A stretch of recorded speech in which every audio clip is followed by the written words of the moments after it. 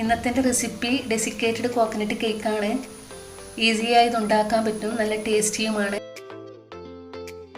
അതിൻ്റെ ingredients: 1 cup മൈദ level ചെയ്തെടുക്കണം. അതിലേക്ക് 1/2 teaspoon baking soda, 1 teaspoon baking powder, 3 കൂടി നന്നായി അരിപ്പയിലിട്ട് അരിച്ചെടുക്കണം. ഒന്നിക്കിൽ 3 പ്രാവശ്യം അരിച്ചെടുക്കണം, അല്ലെങ്കിൽ 1 പ്രാവശ്യം അരിച്ച് ഇതുപോലെ മിക്സാക്കി എടുത്താലും മതി. ഒരു 3 മുട്ട പൊട്ടിച്ച് വെച്ചിട്ടുണ്ട്. അതിൽ നിന്ന് മുട്ടയുടെ മഞ്ഞ മാറ്റി കൊടുക്കാം.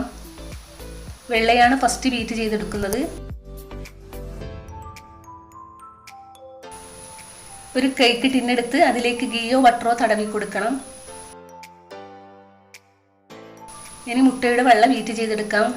കുറച്ച് കഴിഞ്ഞിട്ട് ഒരു പിഞ്ച് ഉപ്പിട്ട് കൊടുക്കാൻ മറക്കരുത്. ഒരു തിക്കായി വന്നിട്ടുണ്ട്. ഇനി അതിലേക്ക് 1 കപ്പ് പൊടിച്ച പഞ്ചസാര എടുത്തിട്ടുണ്ട്. അതിൽ നിന്ന് 1/3 ഭാഗം മാത്രം ഇട്ട് കൊടുക്കാം. ബാക്കി മുട്ടയുടെ മഞ്ഞക്കരുവിൽ ഇട്ട് കൊടുക്കാനാണ്. എന്നിട്ട് ഫ്ലഫി ആകുന്നത് വരെ ബീറ്റ് ചെയ്തെടുക്കണം.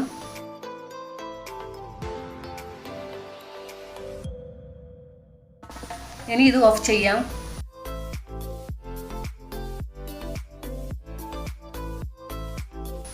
ഇനി മുട്ടയുടെ മഞ്ഞക്കരുവിലേക്ക് 1 ടീസ്പൂൺ വാനില എസൻസ് ഇട്ട് കൊടുക്കണം. എന്നിട്ട് നന്നായി ബീറ്റ് ചെയ്തെടുക്കണം.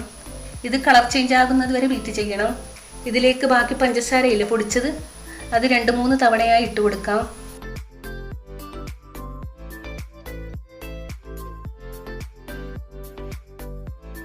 വീഡിയോ ഇഷ്ടപ്പെടുകയാണെങ്കിൽ സബ്സ്ക്രൈബ് ചെയ്യണം. കൂടെ ആ ബെല്ലൈക്കൺ കൂടി അമർത്തണം. പിന്നെ ഫ്രണ്ട്സിനും ഫാമിലിക്കും വീഡിയോ ഷെയർ ചെയ്ത് കൊടുക്കാനും മറക്കരുത്. കളർ ചേഞ്ചായി വന്നിട്ടുണ്ട്. ഇനി അതിലേക്ക് 1/4 കപ്പ് പാലൊഴിച്ച് കൊടുക്കാം.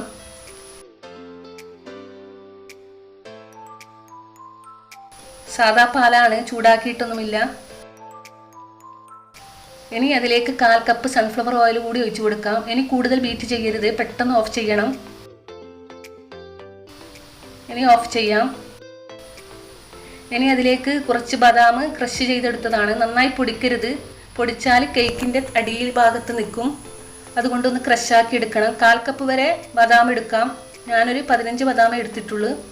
ഇനി മുട്ടയുടെ മഞ്ഞക്കരുവിലേക്ക് ഈ മുട്ടയുടെ മഞ്ഞ ബീറ്റ് ചെയ്തിട്ടില്ലേ, അതിലേക്ക് നമ്മുടെ മൈദക്കൂട്ടില്ലേ, അത് കുറേശ്ശെയായി ഇട്ട് കൊടുക്കാം. ഫസ്റ്റ് തന്നെ ബദാം ഈ മൈദയിലേക്ക് മിക്സാക്കി എടുക്കരുത്. ഈ സമയത്തെ മിക്സാക്കി എടുക്കാൻ പാടുള്ളൂ. അതാണ് ഞാൻ ആദ്യം തന്നെ കാണിക്കുമ്പോൾ ഇതിലേക്ക് മിക്സാക്കി എടുക്കാതിരുന്നത്. ഇനി മുട്ടയുടെ വെള്ള 2-3 പ്രാവശ്യമായി ഇതിലേക്ക് ഇട്ട് കൊടുക്കാം.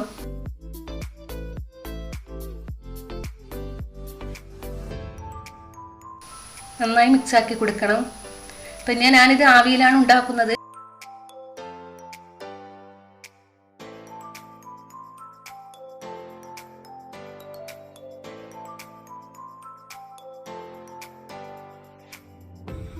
ഇനി നമുക്കിത് കേക്ക് ടിന്നിലേക്ക് ഒഴിച്ചു കൊടുക്കാം.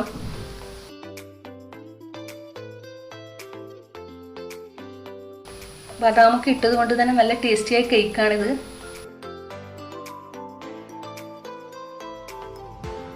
ഞാനിതൊരു 10 മിനിറ്റ് മുന്നേ ചൂടാക്കാൻ വെച്ചിരുന്നു. ഒരു 1/4 ഭാഗം വെള്ളം ഒഴിച്ചിട്ട് അതിലേക്ക് ഇത് വെച്ചു കൊടുക്കാം.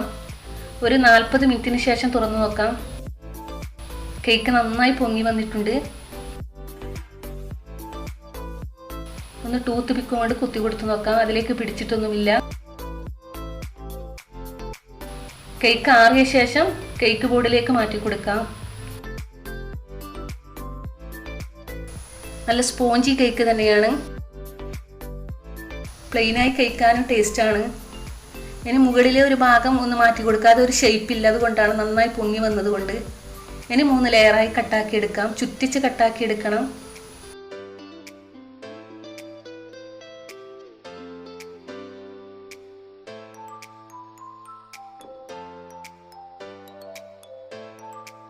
മൂന്ന് ലെയറും കട്ടാക്കി എടുത്തിട്ടുണ്ട്. ഇത് ഡെസിക്കേറ്റഡ് കോക്കനട്ടാണ്.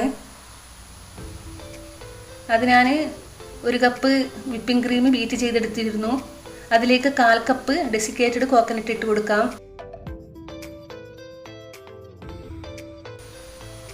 കുറച്ച് ക്രീം തടവി കൊടുക്കാം. കേക്ക് തെന്നിപ്പോകുന്നതായിട്ടാണ്. എന്നിട്ട് മുകളിലെ ഭാഗമാണ് ഫസ്റ്റ് വെച്ച് കൊടുക്കേണ്ടത്, അടിയിലെ ഭാഗം മുകളിലും. ഇത് തേങ്ങാപ്പാലാണ്, അതായത് കോക്കനട്ട് മിൽക്ക്. അതിലേക്ക് 2 ടേബിൾ സ്പൂൺ പൊടിച്ച പഞ്ചസാര ചേർത്ത് നന്നായി മിക്സ് ആക്കി എടുത്തിരുന്നു. അത് സോക്ക് ചെയ്തെടുക്കാം.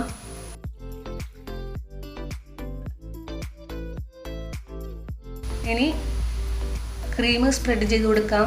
ഞാൻ ഫിയാനോ ക്രീമാണ് മിക്കവാറും ഉപയോഗിക്കുന്നത്. അത് നല്ല ടേസ്റ്റാണ്. അതുപോലെ തന്നെ പെട്ടെന്ന് ബീറ്റ് ചെയ്ത് കിട്ടുകയും ചെയ്യും. ഒന്ന് ലെവൽ ചെയ്ത് കൊടുക്കാം.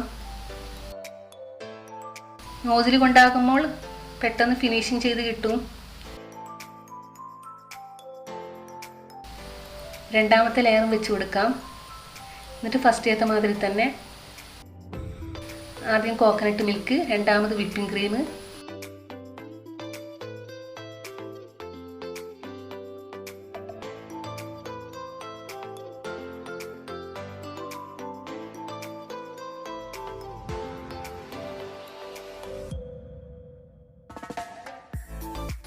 ഇനി മൂന്നാമത്തെ ലെയറും വെച്ച് കൊടുക്കാം. ഇനി മൂന്നാമത്തെ ലെയർ വെച്ച് കൊടുത്തില്ല, ഇനി പ്ലെയിൻ വിപ്പിംഗ് ക്രീം ചേർക്കണം. അതായത് 2 ലെയറിൽ ഡെസിക്കേറ്റഡ് കോക്കനട്ട് ചേർത്തില്ലേ, അതുപോലെ ആക്കണ്ട. എല്ലാ ഭാഗത്തും ഫിനിഷിങ് ചെയ്ത് കൊടുക്കാം.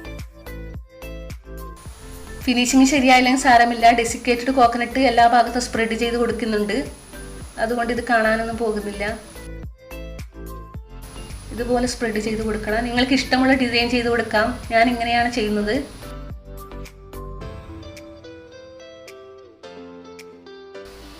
ഇനി ഒരു റിങ് വെച്ച് കൊടുത്ത് ബാക്കി ഭാഗത്തും കൂടി ചെയ്ത് കൊടുക്കാം. ഞാൻ ഇതിൻ്റെ നടുക്ക് വീണ്ടും റഫല്ലോ ഹോൾസ് വെച്ച് കൊടുക്കുന്നുണ്ട്. അതായത് ഡെസിക്കേറ്റഡ് കോക്കനട്ട് ഇല്ലേ, അതിൻ്റെ ബാക്കിയിൽ മിൽക്കി മെയ്ഡ് ചേർത്തിട്ട് ഒന്ന് ബോൾ ഷേപ്പ് ആക്കി എടുത്തതാണ്. നന്നായി മിക്സ് ആക്കി എടുത്തിട്ട് നിങ്ങൾക്ക് വേണമെങ്കിൽ അങ്ങനെ വെച്ച് കൊടുക്കാം. ഇത് സ്പ്രിംഗിൾസ് ആണ്, അത് നടുക്ക് ഞാൻ ഇട്ട് കൊടുക്കുന്നുണ്ട്.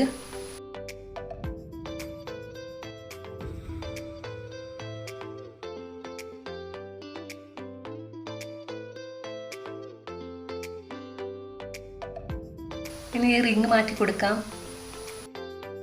എന്നിട്ട് ഞാൻ നേരത്തെ ആക്കി വെച്ച ഇതില്ലേ, അതിട്ട് കൊടുക്കാം. അങ്ങനെ വളരെ ഈസിയും ടേസ്റ്റിയുമായ റഫല്ലോ കേക്ക് തയ്യാറായി.